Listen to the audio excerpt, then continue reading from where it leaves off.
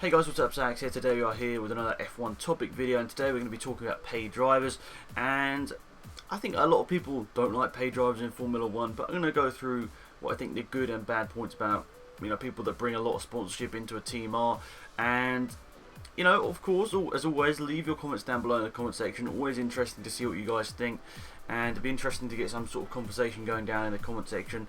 And yeah, hopefully you guys don't hate me too much for making this video, because I know a lot of people don't like a lot of the people in Formula 1 that bring a lot of money. But yeah, let's just get into this video and talk about paid drivers in Formula 1. Let's start off with the good points about paid drivers, in my opinion. And this video might be quite stereotypical in a way. That's what I'm saying about paid drivers in Formula 1. So, I'd say the good points about having a paid driver. Obviously, they bring a lot of money to a team. Well, in most cases, paid drivers bring a lot of money to the team.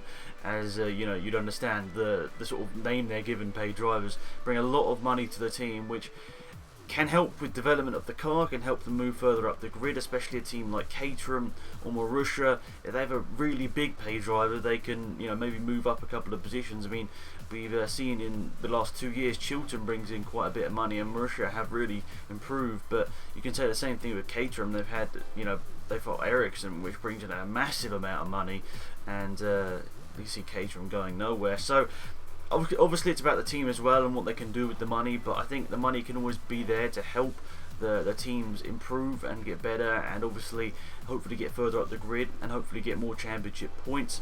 But I think the biggest thing, in my opinion, the biggest, I suppose it's equally big with the last thing I said, but it brings a lot of money to the team, and that can help pay for people's jobs. I mean, one person can help pay for hundreds, maybe even thousands of people at the end of the day. So I think that's the biggest point about paid drivers, which a lot of people don't really think about, is that one person can help fund like hundreds of people's jobs, which I think is good.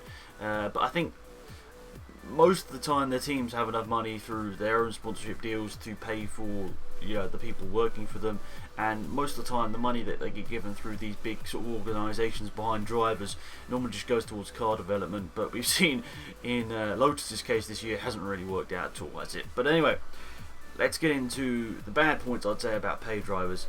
Generally, this is going to be really stereotypical, but except from Chilton, most of them get involved in accidents more often. We've seen Ericsson get involved quite a lot of crashes this year.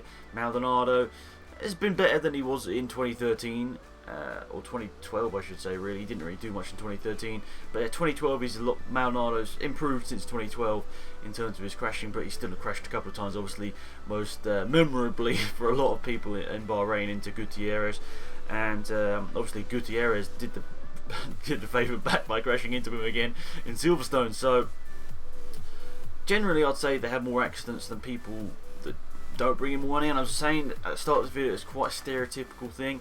Obviously some people have loads of crashes, some don't. I mean, maybe it's down to the driver at the end of the day.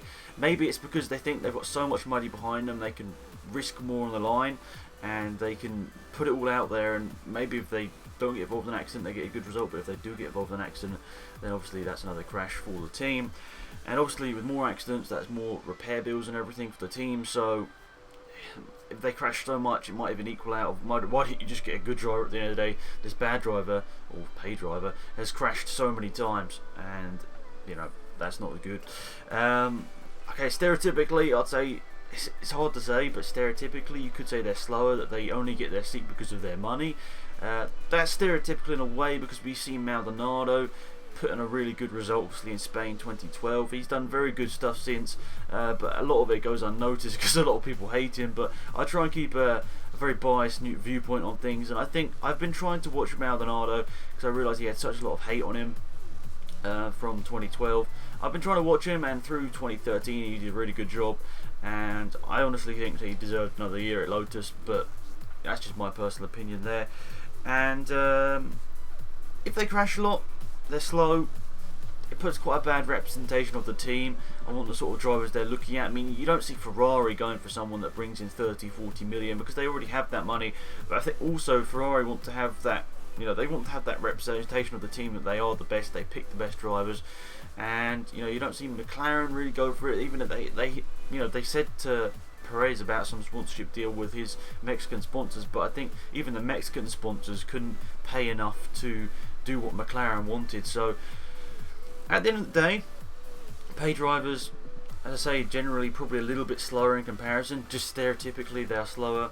But I don't think I want to see pay drivers take over the sport. But I think we're gonna really see pay drivers coming into the sport a lot more often now. The sport is so expensive. What do you really do at the end of the day? It's hard to pay for a Formula 1 team without sponsors, and I think these big name drivers, some of them don't bring that money, like Hulkenberg for example. So I expect pay drivers will be more prominent in the Formula 1 scene over the next couple of years. Obviously we've seen a couple come through. Sergei Sirotkin in World Series by Renault has been a big person that a lot of people have been talking about, that's bringing a lot of money into the sport. So who knows what's going to happen with that.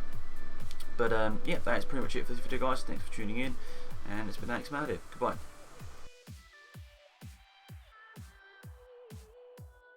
So talking about this career mode, make it a lot more accessible to as many people as possible, because normally, well, all of the F1 games so far, you had to do the full season and all that sort of stuff, but now you don't have to do the full season. You can choose from shorter seasons, including 7 and 12 race options for a season.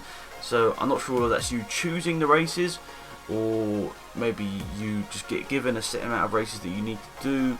I'm not too sure how that's going to work. I'm sure there's going to be more information on that soon.